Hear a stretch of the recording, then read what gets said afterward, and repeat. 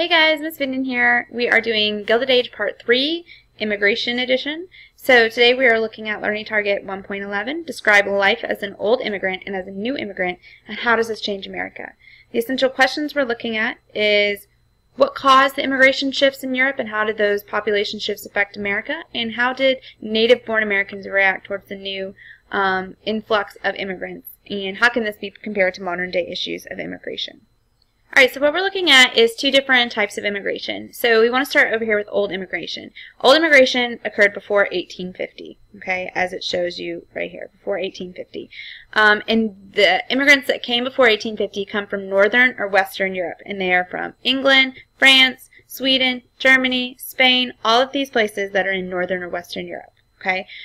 This will then lead to, between 1850 and really 1870, but we're going to go ahead and put 1900, new immigrants. So the new immigrants are from Eastern or Southern Europe and Asia. They include Italy, Greece, Austria-Hungary, Russia, Serbia, Japan, and China. Okay. Now, the differences here is, even though we have old immigrants and new immigrants, you need to make sure you know the difference, okay, because they're from different parts of the world. Why did they come? They come for push and pull factors. One pull factor is that there are better jobs, right? So make sure that you write pull factor. Poverty would be a push factor. Sorry about my terrible handwriting here, but that's all I got. Okay. Push factor. Avoiding military service. Many countries forced military service, and the U.S. did not at this point. They come for, there's high prices. So that would be a push. So high prices in their old country. Religious persecution. Okay, so that would also be a push. So, and then breaking away from a class system. Okay, so the ability, what people call the American dream, to go from rags to riches. So that would be a push factor.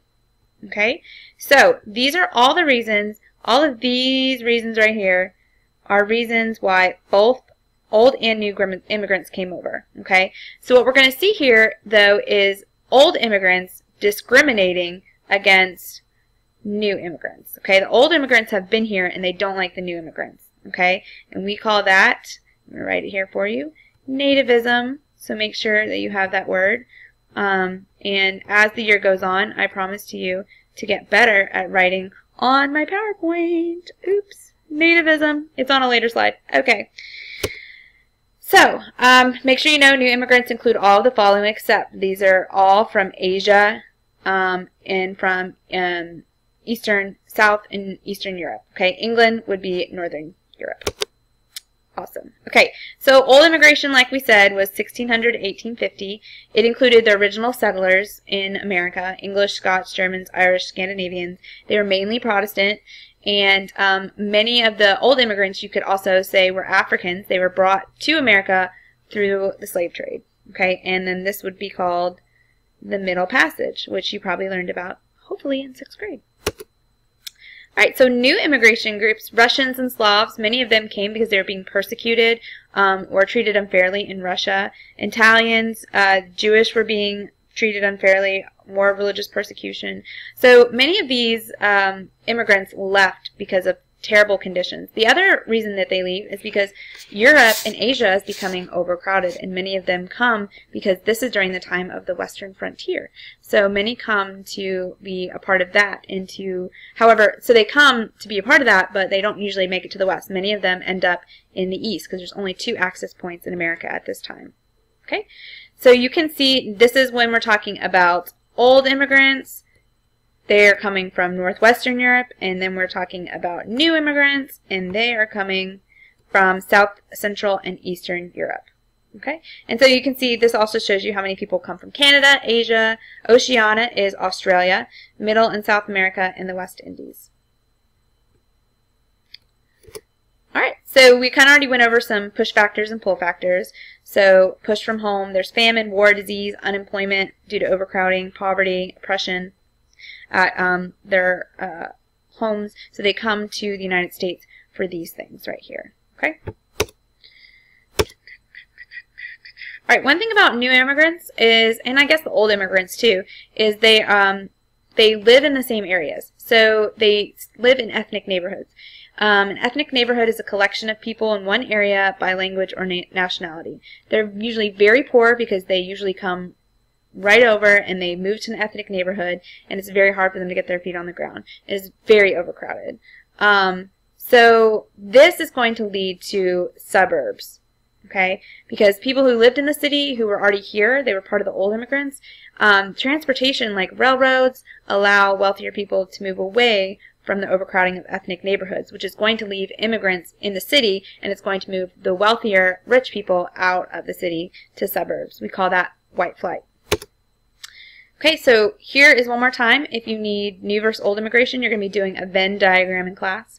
Some things that I wanted to point out is a lot of the new immigrants were Catholic, and they were illiterate. Okay, illiterate meaning that they could not read or write. They were unskilled laborers, which means that when you're unskilled, many of them would work in factories, okay, or they would do like just random jobs.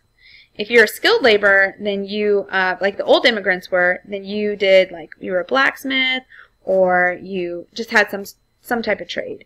Many of these were Protestant. Okay, so Catholic versus Protestant. So this would help you with your Venn diagram. So make sure you have written these down. This is a political cartoon from 1888, and we're going to be looking at several political cartoons about how people feel about immigration. This is encouraging immigration for cheap labor, and this hurts Americans. So you have this businessman, and he's welcoming all these immigrants. He's saying, hey, come on in, because I can pay you for real cheap.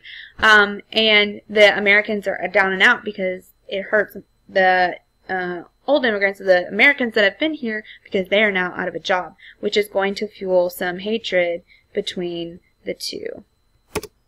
Alright, so when new immigrants come over, there's immigration laws now. So old immigrants, they could just come over. New immigrants, they have to go through two spots. We have Ellis Island and Angel Island. Angel Island is located in San Francisco, and many Asians enter the U.S. Through Angel Island. Ellis Island is probably the one that you've heard of, and Ellis Island is in New York, where most European immigrants come to get processed. So it's not like an immigrant could, like today, fly into like Tennessee and just set their home up there. What they were hoping to do was come to Ellis Island and start in the east and push their way out west. But they usually could not make it past the east in the New England cities because they didn't have enough money, lack of jobs. Many people didn't want to hire immigrants. So Angel Island, many Asians came through that way, and then European immigrants came through Ellis Island. The other thing is that you would have to pass a medical exam at Ellis Island, and if you did not pass it, they would put like a letter on your shoulder. So say you had like a cough, they would put the letter C on your shoulder for cough, or if you had like a limp, they would put L for limp, or anything like that. And then they would check you out. If you didn't pass the medical exam, they would send you back to where you came from. So some problems that immigrants faced, especially the Chinese, in 1882, after, sorry about that, in 1882, after the Chinese came over to help build the Transcontinental Railroad, the Chinese Exclusion Act was passed, and this prohibits Chinese laborers from entering the country. This is a completely like racist and nativist thing. Remember that word, nativism, okay? And I will try to write it again more clearly for you, where Americans are saying that they don't want any Chinese to come in anymore because they're taking their jobs, and also because, to be honest, they're just a little racist. The other thing is the Gentleman's Agreement in 1907, so it's a little bit past the time period that we're talking about, but basically it's saying that Japan would restrict immigration to the U.S. So you see that these are two Asian countries that are being sort of discriminated against. They're letting countries like Germany and France and England send over people, but they don't want new immigrants because it's a new thing for America to get people from these countries. And so they don't want these people to come in because they're afraid that they're going to take their jobs. Alright, and so this political cartoon, you can see, and we're going to talk about some of these in class. It says, at last the Democratic tiger has something to hang on to. Okay, so they're hanging on here to this Chinese Exclusion Act and Gentleman's Agreement. Alright, and this is another thing, like this political cartoon would have been in a newspaper, and it's depicting how regular Americans work versus Chinese. So you can see like, oh, look how happy the regular American workers are. It's so clean and they have a family. And then this is how the Chinese work. And when people would see this in the paper, they would think, hey, the Chinese, we don't like them. Look how they live. Okay, and papers and political cartoons would persuade people that the Chinese didn't need to come over, that we didn't need to have Chinese laborers. And so this is, like I said, going to really fuel that nativism. And that's it for today. So we will be doing some political cartoons in class. Make sure you do your left side in summary. If you have any questions, please write them down. And don't forget to write them on the board when you come in class, because before your clicker quiz, I will go over any questions. Hope you all have a good day and a good week. See you on Friday or Monday. Bye!